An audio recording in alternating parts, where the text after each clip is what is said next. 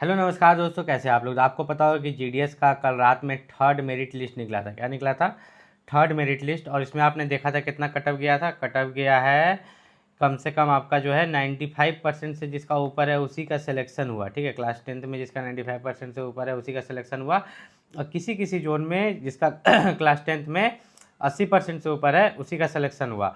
तो जहाँ पर हिंदी बोला जाता है वहाँ पर 95% से ऊपर था, उनका सिलेक्शन हुआ। और जहाँ पर अदर भाषा बोला जाता है वहाँ पर 80% से ऊपर था या 80% था, तो तब सिलेक्शन हुआ। तो अब सवाल आता है कि आपका फोर्थ मेरिट लिस्ट में, ठीक है, अब सवाल ये आता है कि जीडीएस का जो आपका फोर्थ मेरिट लिस्ट निकलेगा उसमें आपका कितने मार्क्स वाले का सिलेक्शन होगा। ठीक है, क्लास 10th में आपका कितने परसेंटेज होंगे तो फोर्थ मेरिट लिस्ट में आपका सिलेक्शन होगा।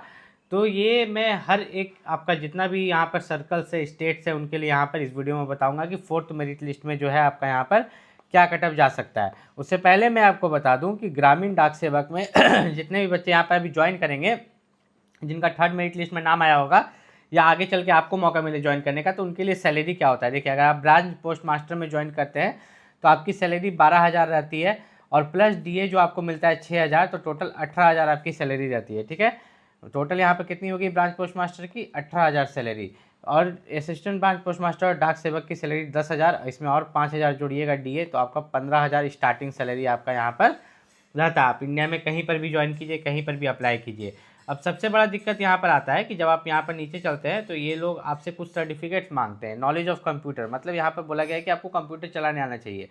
और आपके क्लास 10th में जैसे साइंस सब्जेक्ट होता है उसी तरह कंप्यूटर एज ए सब्जेक्ट होगा, तो आपको कंप्यूटर सर्टिफिकेट की कोई ज़रूरत नहीं। लेकिन अगर क्लास 10th में कंप्यूटर एज ए सब्जेक्ट नहीं होगा तो आपको कंप्यूटर सर्टिफिकेट लेना होगा, वो भी 1-2 महीना वाला कि बस आप जानते हो। ठीक है, नॉलेज ऑफ साइकिलिंग, साइकिल चलाने सभी को आना चाहिए। एडिक्वेट मीन्स ऑफ लाइवलीहुड, ये क्यों दिया रहता है? एडिक्वेट मीन्स ऑफ लाइवलीहुड का मतलब है कि आप कुछ ना कुछ कमा रहे हो, 2,000 रुपये महीना कमा रहे हो, 3,000, 500 रुपये महीना कमा रहे हो, कुछ भी कमा रहे हो। ऐसा क्यों?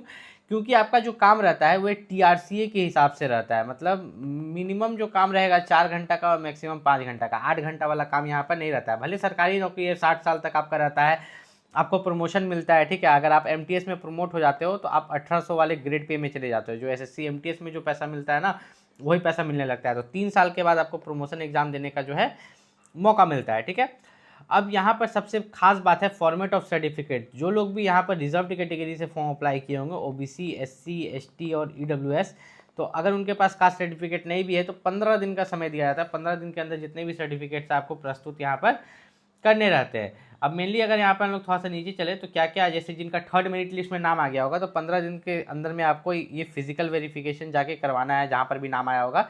जैसे कि आपका 10th का मार्कशीट और पासिंग सर्टिफिकेट जो है आपके पास यहाँ पर होना चाहिए। आइडेंटिटी प्रूफ में आपके पास आधार कार्ड और पैन कार्ड यहाँ पर होना चाहिए। ठीक है, पैन कार्ड नहीं है तो वोटर कार्ड चलेगा। कास्ट सर्टिफिकेट उनके लिए जो लोग ओबीसी, एससी, एसटी, ईडब्ल्यूएस से आते हैं। डेट ऑफ बर्थ प्रूफ, जन्म प्रमाण पत्र, ये सभी के पास होना चाहिए।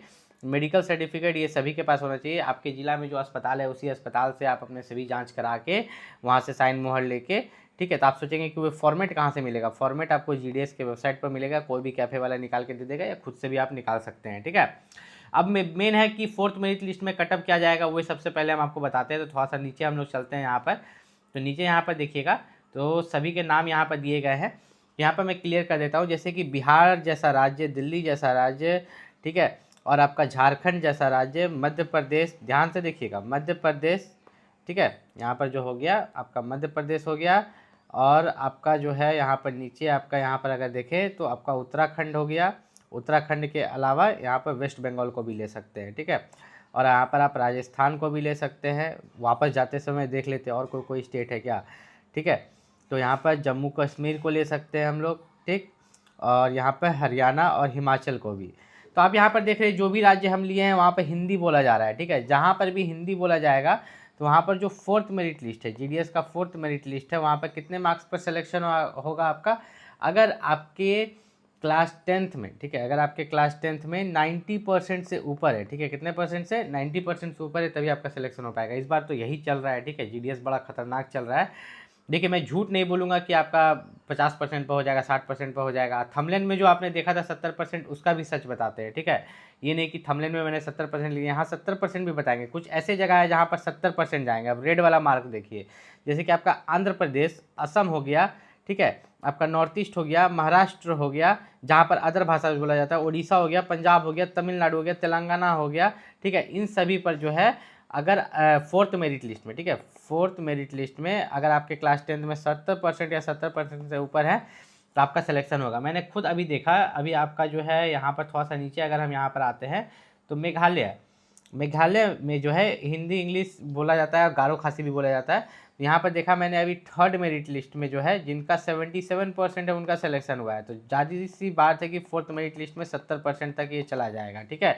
और सब जगह भी, ठीक है। जहाँ पर हिंदी बोला जाता है वहाँ पर 90% से ऊपर है क्लास 10th में, तभी सिलेक्शन का सोचिएगा। और जहाँ पर अदर भाषा बोला जाता है वहाँ क्लास 10th में अगर आपका 70% से ऊपर है, ठीक है, तो आपका सिलेक्शन हो जाएगा। जहाँ पर अदर भाषा, हिंदी छोड़ के अदर भाषा जैसे कन्नड़, मलयालम हो गया, आसामीज हो गया, तेलुगु हो गया, तो वहाँ क्लास 10th में अगर 70% से ऊपर है तो वहाँ आपका सिलेक्शन हो जाएगा। देखिए जो सच है मैंने वो आपको बता दिया, ऐसा नहीं कि मैंने कम बता के आपसे व्यूज़ पा लिया, नहीं, एकदम जो रियलिटी है वो मैंने आपको बताया है। कोई भी दिक्कत है आप नीचे कमेंट। से वक्त में हर बार ऐसा नहीं होता था, लेकिन इस बार बड़ा अजीब देखने को मिल रहा है। फर्स्ट मेरिट लिस्ट आ गया, सेकंड आ गया, थर्ड आ गया, और जिन बच्चों का क्लास 10th में 95% से ऊपर है उन्हीं का सिलेक्शन हो रहा है, ठीक है।